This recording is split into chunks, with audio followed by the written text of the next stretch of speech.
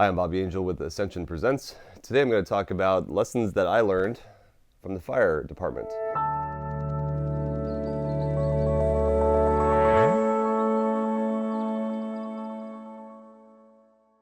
So my grandfather was a firefighter in New York City. He retired and has since gone on to the next life. He gave me his helmet, though. They don't make them like they used to, literally. This is like leather, barely anything to it.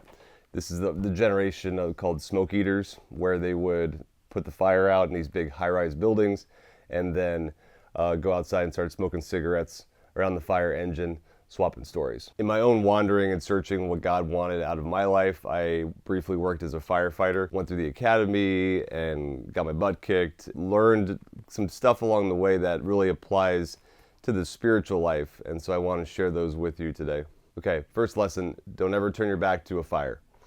What this means is don't get cocky. Don't assume you've got total control of a situation. Don't snooze, go on autopilot with some of these things in life that may be minuscule, that may be very important. Once we think the situation is over and done for, you never know. There's stories of firefighters that are complacent, that get lazy, they trip over a hose on the job and they fall with all their gear on, they're paralyzed, that's it.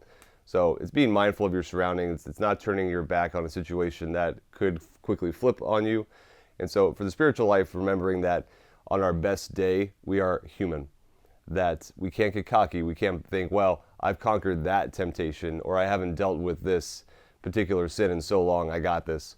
Satan is waiting like a general, waiting for the weak wall in our soul to totally breach it, to throw a fire over there. And all of a sudden, the situation's raging again. Okay, next lesson, attention to detail. So they hammered us in the academy about the presentation of our uniform, about the cleanliness of our gear, and because the little things matter, the little things add up. We sometimes brush aside the little details of life, but those things build up and they matter. And again, checking the equipment daily, going through the mundane checklists, you start getting lax on that. You start going on autopilot. That leads to big problems later down the road. Same thing with our souls. If we're not frequenting the sacraments, if we're not paying attention to the little details, to the little venial sins, if we're letting things slide and it's not that big a deal, this movie or this TV series, it's kind of, I shouldn't be watching it, but it's not that big a deal. The little things add up to big things. Where are we not paying attention to the details of our souls, of our spiritual life? Even just how we carry ourselves. They were big on our presentation, on the uniform, on how you present yourself to the people we're supposed to be serving. How are you presenting yourself as a Christian? Are we joyful? Are we kind of just sourpuss zombies? Are we ever proclaiming Christ? Are we ever joyful about our faith in the coffee shop, in the gym, when we're out and about? Or do we just kind of stay in our, again, little Catholic bubble? We need to pay attention to the details within and give that outward.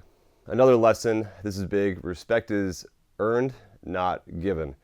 I may respect the rank of the lieutenant or the captain, but again, am I going to follow him?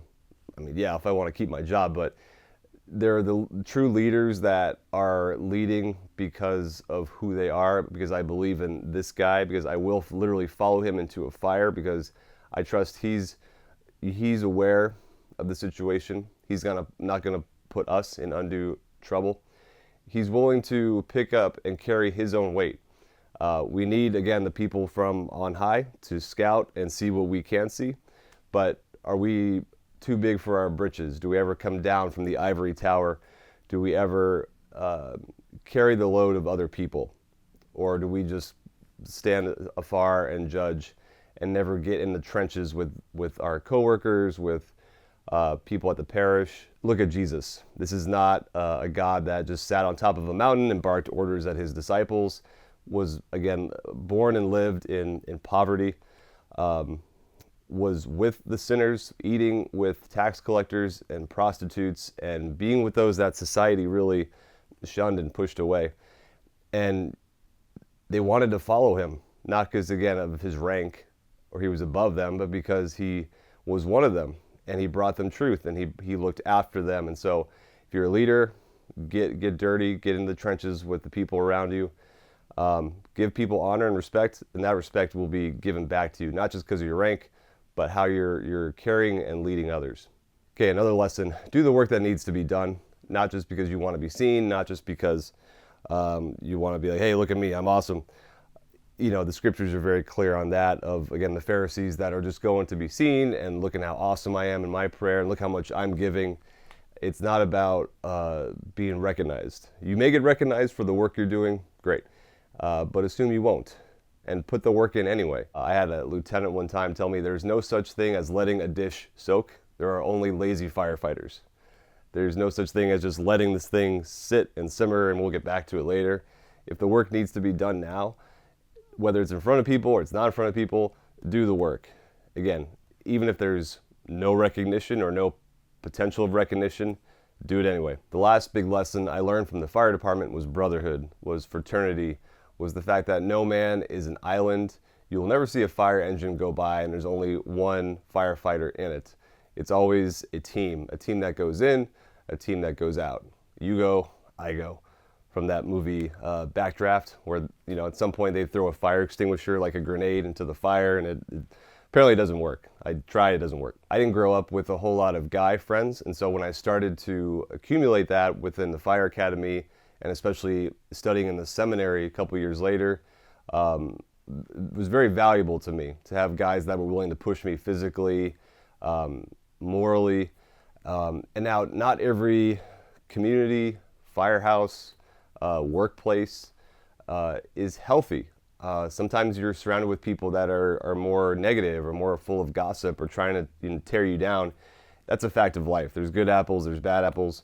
We have to try and rise above it and recognize if we need to get out of an unhealthy situation. But the fact is that we're not in this alone. If you are carrying a lot that you have seen, that you've experienced, that you've had to endure, you're not alone. Christ is the true captain, the true lieutenant, the true leader who has met us in the suffering, has met us in the heartache and the pain and the death and overcome it. And we don't have to carry all of this. We can lay it on him. We can lay it at the foot of the cross of Christ and allow him to heal, allow him to take the burdens that we may be carrying. And again, he wants to take that. He wants to walk with us. He wants to bless us in our work and in the community we're trying to form. St. Florian is the patron saint of firefighters and chimney sweeps. Go figure. St. Florian was a Christian martyr of the early couple hundred years of Christianity, where it was still outlawed, and he went to death for his Christian beliefs. And so we ask for his intercession today on all firefighters who are alive, for those who have passed on, and that all emergency workers can be blessed in their work, and they feel supported by a network and healthy community. From all of us at Ascension Presents, God bless.